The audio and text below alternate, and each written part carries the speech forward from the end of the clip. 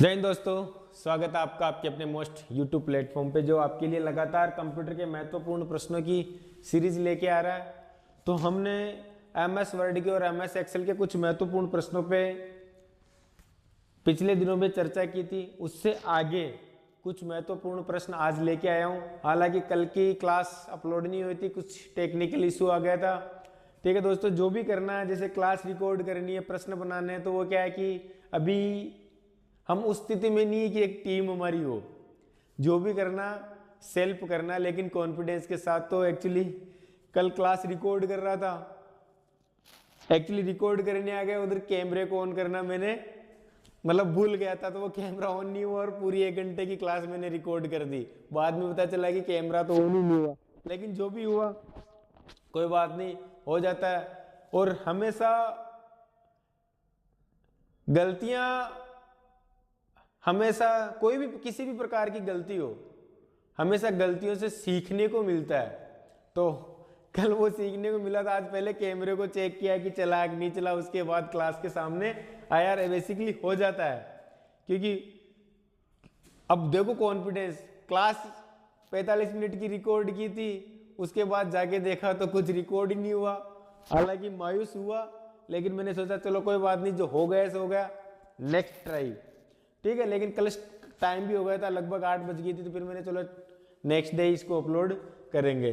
ठीक है दोस्तों, चलते हैं हम आज के पहले प्रश्न पे।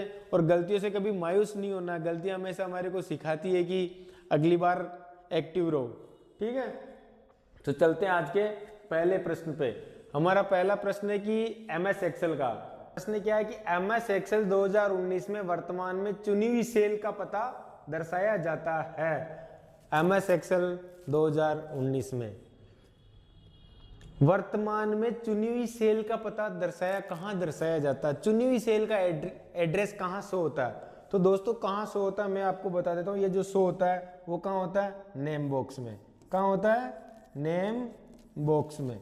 कहाँ शो होता है? नेम बॉक्स में शो होता है। अब ये कि नेम बॉक्स कहाँ होता है, तो हम देखते हैं प्रैक्टिकल का हमारा। देखो दोस्तों, ये रहा प्रैक्टिकल। ये क्या है? Name box. ये इसको बोलते हैं फॉर्मूला बार। क्या बोलते हैं? Formula bar. इसे बोलते हैं फॉर्मूला बार। और ये होता है नेम बॉक्स। क्या होता है? Name box. ठीक है, और देखो ये जो हमारा A1 सेल एड्रेस अभी सिलेक्ट कर रखा, तो यहाँ पे क्या आ रहा है? A1।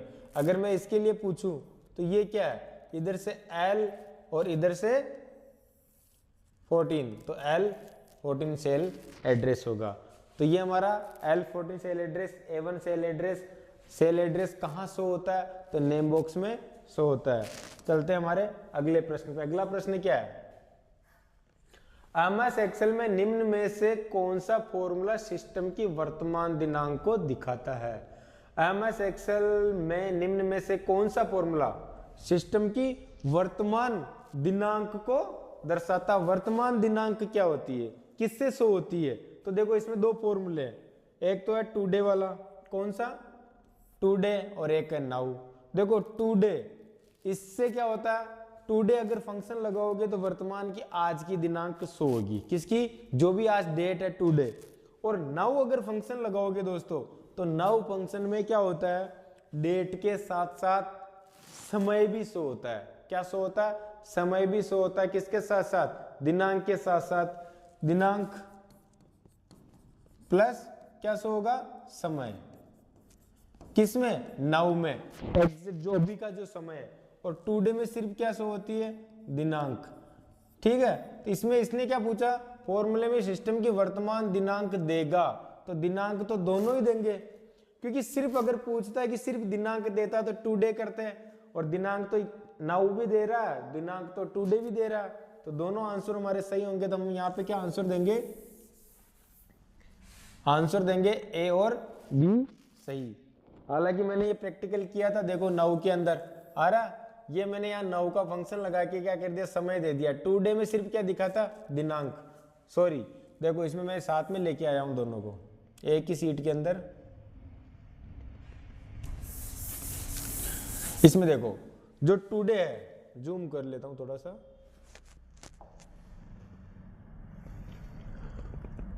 नाउ, कौन सा फंक्शन? नाउ। नाउ की सीट में क्या आ रहा? समय भी आ रहा। देखो नाउ फंक्शन में आ रहा, नहीं आ रहा? समय, समय भी दिखा रहा है। जबकि इधर देख लो, ये टुडे, और टुडे में सिर्फ क्या आ रहा है? टुडे के फंक्शन में सिर्फ दिनांक आ रही है, और नाउ में क्या आ रहा है? नाउ में समय भी साथ में शो हो रहा है। तो ये दोनों फंक्शन है, नाउ और टुडे। टुडे के अंदर सिर्फ दिनांक शो होती है, और नाउ के अंदर दिनांक के साथ साथ समय भी शो होता है। चलते हैं हम हमारे अगले प्रश्न पे। अगला प्रश्न क्या कह रहा है? MS 365 Excel. एक्सेल कोई भी चाहे 2017 वर्जन हो, 2010 हो, 2007 हो, 2003 हो, फंक्शन तो लगने जो लगने। और किसी भी फंक्शन को अगर हम शुरुआत करते तो हमेशा फंक्शन की शुरुआत किससे होती है दोस्तों? इज इक्वल टू से। किससे होती है? इज इक्वल टू से हमेशा प्रत्येक फंक्शन यानी फॉर्मूले की शुरुआत होती है। तो इसमें फंक्शन क्या कह रहा है? MS 2065 एक्सेल फंक्शन में इज इक्वल टू मिड, क्या लिखा? फंक्शन इज इक्वल टू, ये लिखा, यहाँ इज इक्वल टू लगा देते हैं, इज इक्वल टू MID में बिहार पब्लिक सर्विस कमीशन 11,14 का आउटपुट क्या होगा? तो दोस्तों मिड यानी मध्य के कैरेक्टर को लेना हमारे को। किसको लेना? मध्य के कैरेक्टर को लेने। लेकिन कैरेक्टर की शुरुआत कहां से करनी, कहां से कैरेक्टर को लेना? तो 11वें नंबर के कैरेक्टर से शुरू करना। कौन से नंबर से? 11वें कैरेक्टर के। और नेक्स्ट अगले कितने कैरेक्टर लेने हैं? 14 कैरेक्टर लेने हैं। तो ये फंक्शन देखो यहां से काउंटिंग करेंगे, 1 2 3 4 5 6। स्पेस भी एक कैरेक्टर होता है, ध्यान रखना, स्पेस जगह घेरता है। 1 2 3 4 5 6 7 8 9 10 11 12 13 14, 11 से लेने हमारे को। तो 1 2 3 4 5 6 7 8 9 10 11। 11 में क्या आ गया? IC। 1 2 3 4 5 6 7 8 9 10 11 12 13 14। तो कहाँ से? IC से लेके COM तक। तो हमारा आंसर नंबर क्या होगा? C हमारा आंसर सही होगा।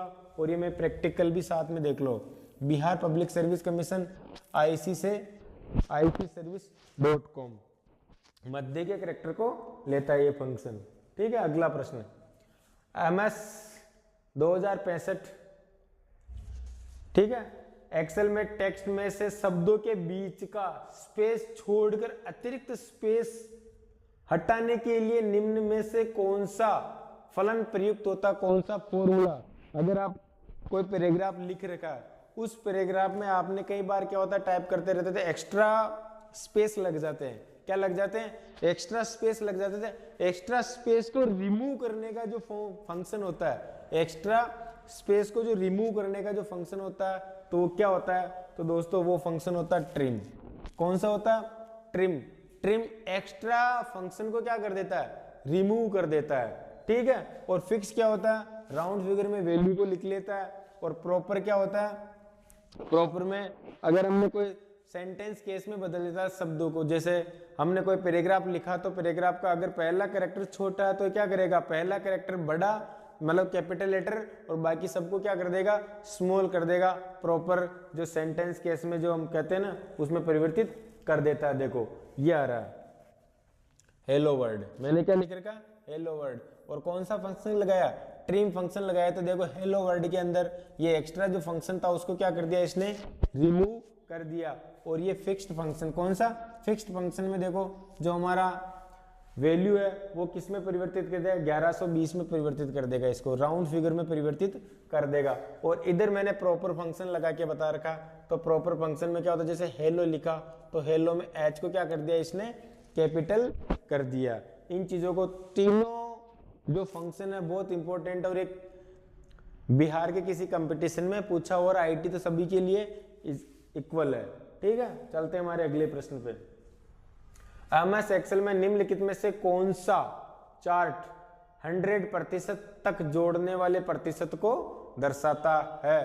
प्रतिशत में 100% सबको जोड़ने की प्रतिशतता दर्शाता। तो सबसे अगर महत्वपूर्ण अगर कोई चार्ट होता है प्रतिशतता शो करने के लिए, तो सबसे बेस्ट होता कौन सा?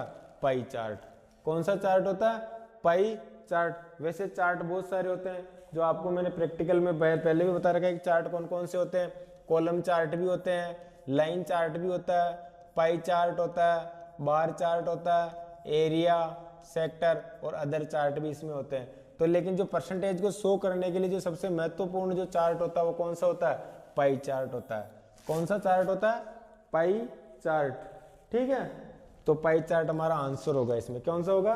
Pie chart. अगला प्रश्न, एमएस एक्सेल में टेबल के कॉलम को कहा जाता है। तो टेबल के कॉलम को दोस्तों कहा जाता है एट्रीब्यूट।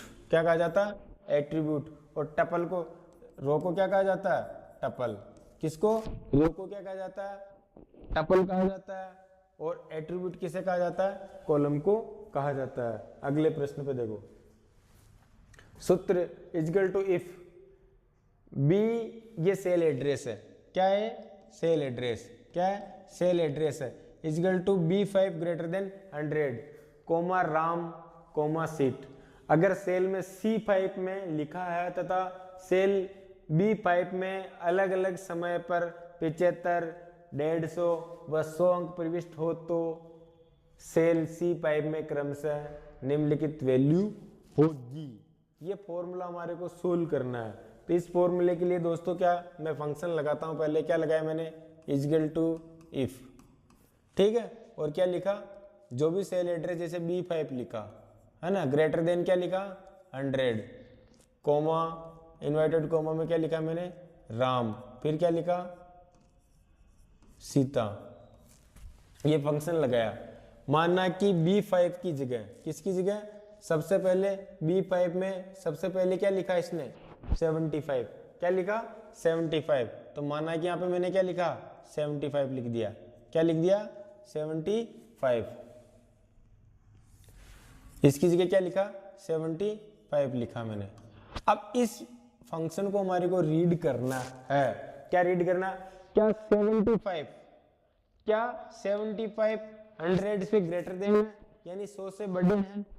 नहीं, क्योंकि बड़े नहीं है, क्योंकि वैल्यू क्या है? इधर छोटी है और इधर क्या है? 100 बड़े हैं। और ये किसका साइन है? ग्रेटर देन का। तो क्या 75 100 से बड़े हैं? नहीं है। कंडीशन क्या होगी दोस्तों? फॉल्स होगी। जैसे कंडीशन फॉल्स होगी तो राम को नहीं लेगा। किसे नहीं लेगा? राम को नहीं लेके किसको लेगा? सीता को। किसको लेगा?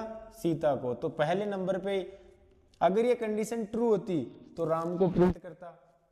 ये कंडीशन फॉल्स है तो बाय डिफॉल्ट किसको लेगा? ये सीता को। किसको लेगा? सीता को। उसके बाद देखो, अगर 75 की जगह नेक्स्ट टाइम क्या लिखा? 75 की जगह कितने? 150। क्या 150 100 से बड़े हैं? तो कंडीशन क्या होगी सेकंड बार में? ट्रू। तो क्या प्रिंट कर देगा ये? राम को। कंडीशन ट्रू होगी, किसको प्रिंट कर देगा? राम को। और नेक्स्ट टाइम क्या है? 100। तो मैंने यहाँ क्या लिख दिया? 100। क्या लिख दिया? 100। क्या 100 से बड़े हैं? नहीं, कंडीशन फॉल्स है।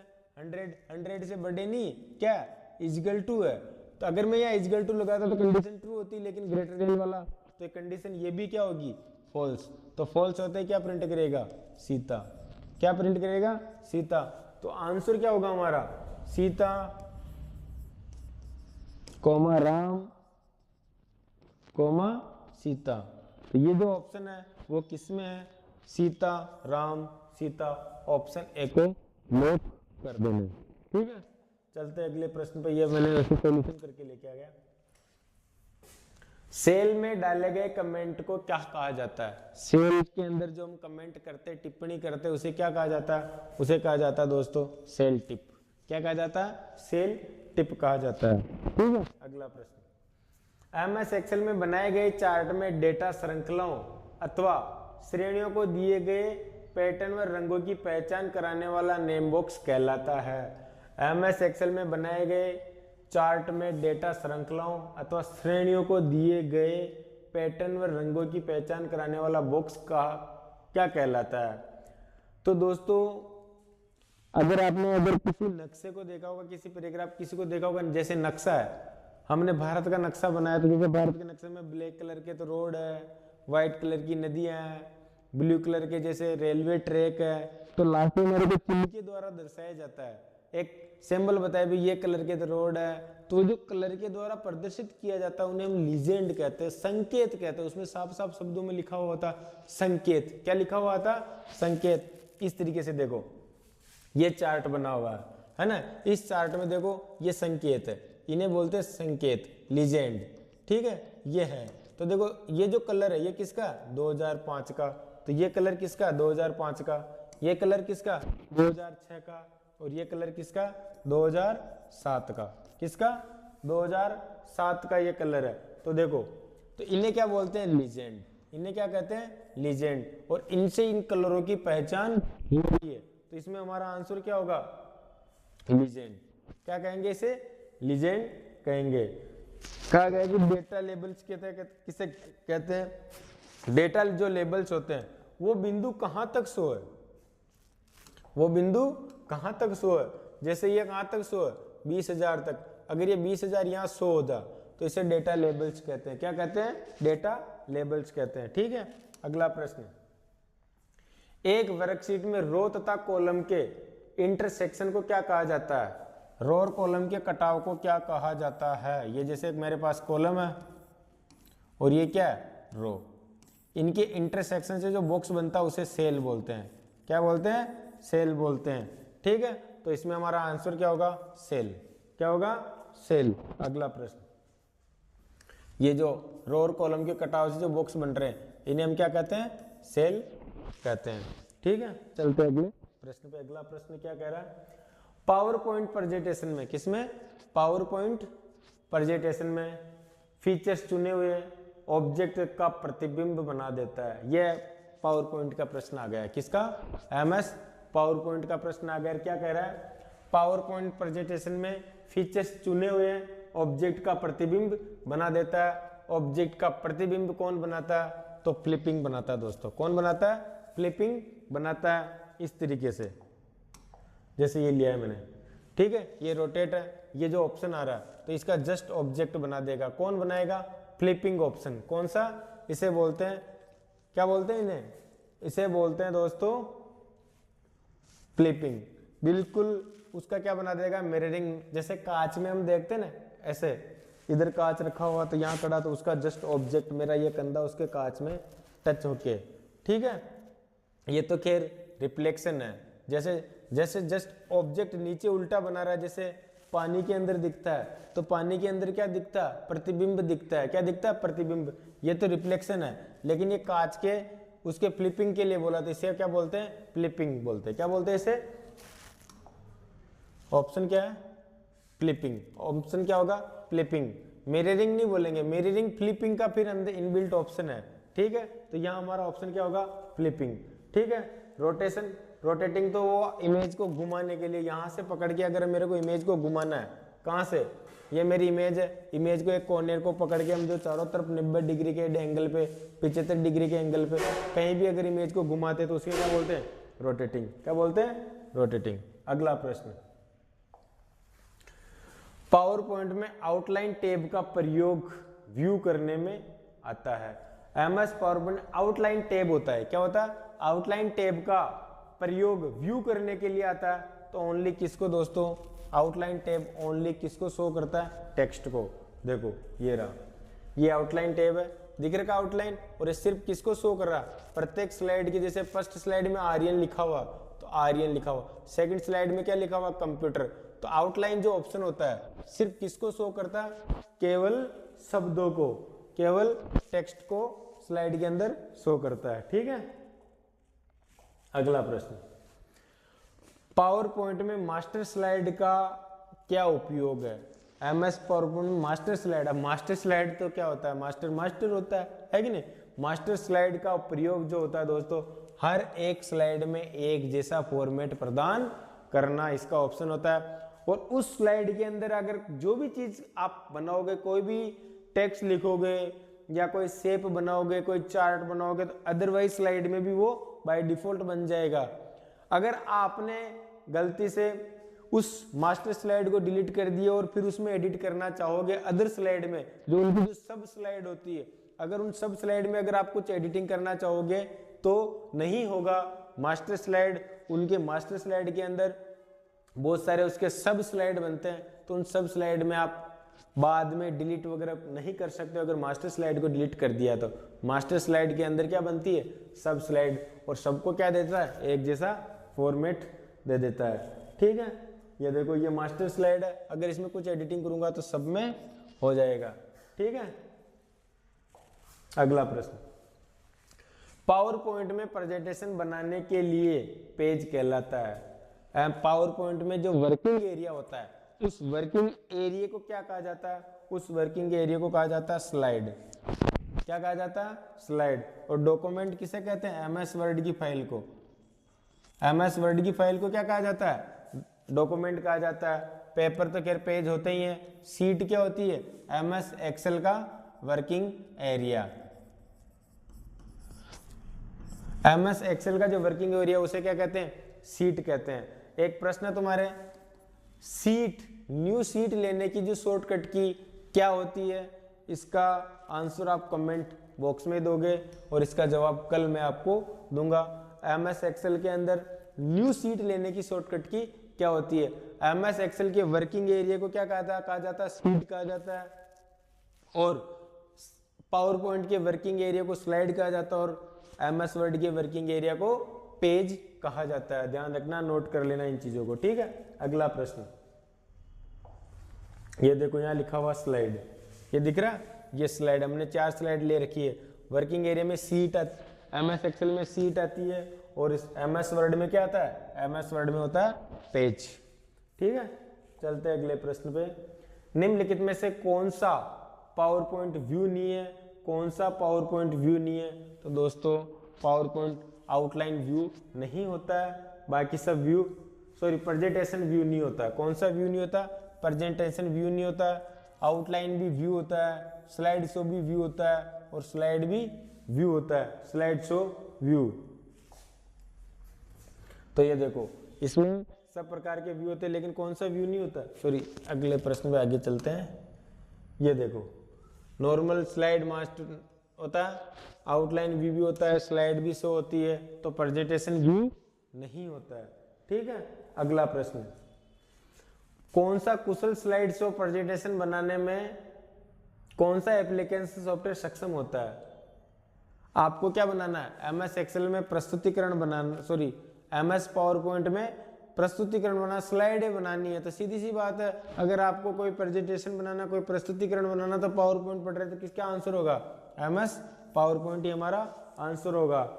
एमएस पावर पॉइंट को डायरेक्ट रन कमांड में जाके POWERPNT ये लिखोगे तो ऑटोमेटिक ओपन हो जाएगा। ठीक है, अगला प्रश्न, एमएस पावर पॉइंट प्रेजेंटेशन को समाप्त करने के लिए निम्न में से किसे दबाया जाता है। अगर आप पावर पॉइंट चला रहे हो और आपने 10 स्लाइडें 20 स्लाइडें बना रखी है, अब आपको क्या करना है, बाहर आना है, स्लाइड शो से बाहर आना। तो स्लाइड शो से बाहर आने की जो शॉर्टकट की होती है, कौन सी होती है, केवल ESC।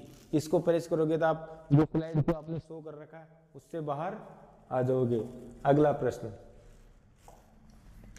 एनिमेशन जैसे प्रभाव है जो तब होते हैं जब आप एमएस पावर पॉइंट 2010 में स्लाइड शो के दौरान एक स्लाइड से दूसरी स्लाइड पर जाते हैं। एक स्लाइड से दूसरी स्लाइड पर जाते हैं, तब बीच में अगर हम कोई ट्रांजिशन लगाते हैं, कोई एनिमेशन लगाते हैं, तो उसे क्या कहते हैं, उसे कहते हैं स्लाइड ट्रांजिशन। और टेक्स्ट पे या किसी अदर एक्स्ट्रा किसी जैसे टेक्स्ट हो गया, इमेज हो गया, इन पे अगर कुछ लगाना उनको एनिमेशन कहते हैं। क्या कहते हैं, एनिमेशन कहते हैं। लेकिन एक स्लाइड से दूसरी स्लाइड के अंदर जो एनिमेशन क्रिएट होता है उसे कहते हैं स्लाइड ट्रांजिशन। क्या कहा जाता है, स्लाइड ट्रांजिशन। ये स्लाइड एनिमेशन और इनको क्या कहते हैं, स्लाइड ट्रांजिशन होता है। एक स्लाइड से दूसरी स्लाइड पे जाने के लिए स्लाइड ट्रांजिशन का प्रयोग करते हैं दोस्तों। ठीक है, एमएस ऑफिस पावर पॉइंट 2007 के मैक्रो इनेबल प्रेजेंटेशन की फाइल का एक्सटेंशन क्या होता है, मैक्रो फाइल का। प्रेजेंटेशन की कौन सी, एमएस पावर पॉइंट की कौन सी फाइल, मैक्रो फाइल का जो एक्सटेंशन होता है क्या होता है, PPTM। क्योंकि नॉर्मल पावर पॉइंट की जो एक्सटेंशन होता है PPTX होता है, और 2003 से पहले का क्या होता है, PPT। कौन सा होता है, PPT। और अगर पावर पॉइंट में क्या होता है, अगर टेम्पलेट फाइल भी MS पावर पॉइंट की तो PPTT टेम्पलेट फाइल का एक्सटेंशन होता है और मैक्रो फाइल का क्या होता है PPTM। ये पावर पॉइंट की फाइलों के एक्सटेंशन होते हैं। ठीक है, ये बहुत सारे एक्सटेंशन है, देखो ये साफ नोटिस कर लो, ये सारे किसके MS पावर पॉइंट की फाइल को इन सभी एक्सटेंशन में आप क्या कर सकते हो, सेव कर सकते हो। नोट कर लेना अगर आपको जरूरत वैसे पड़ेगी नहीं। ठीक है, फिर भी 4 ऑप्शन मैंने जो भी बताए थे उनको जरूर याद कर लेना। ठीक है, अगला प्रश्न 17, MS पावर पॉइंट 2010 में अधिकतम जूम प्रतिशत कितना होता है। MS पावर पॉइंट का अधिकतम जूम कितना होता है दोस्तों, 400%। कितना परसेंट होता है, 400%। और वर्ड में कितना होता है, वर्ड का होता है 100%, सॉरी वर्ड का होता है 500%। कितना परसेंट, 500%। किसका, वर्ड का। और एक्सेल में भी कितना होता है 400, और पावर पॉइंट में भी कितना होता है 400। और सबका मिनिमम कितना परसेंट होता है, 10%। सबका मिनिमम प्रतिशत तो कितना होता है, 10% होता है, लेकिन मैक्सिमम कितने होते हैं, पावर पॉइंट एक्सेल का तो 400 होता है और MS वर्ड का 500 होता है। ठीक है, ये देखो अगला प्रश्न, माइक्रोसॉफ्ट पावर पॉइंट 2016 में निम्नलिखित में से कौन से एक वैध मास्टर व्यू का विकल्प नहीं है।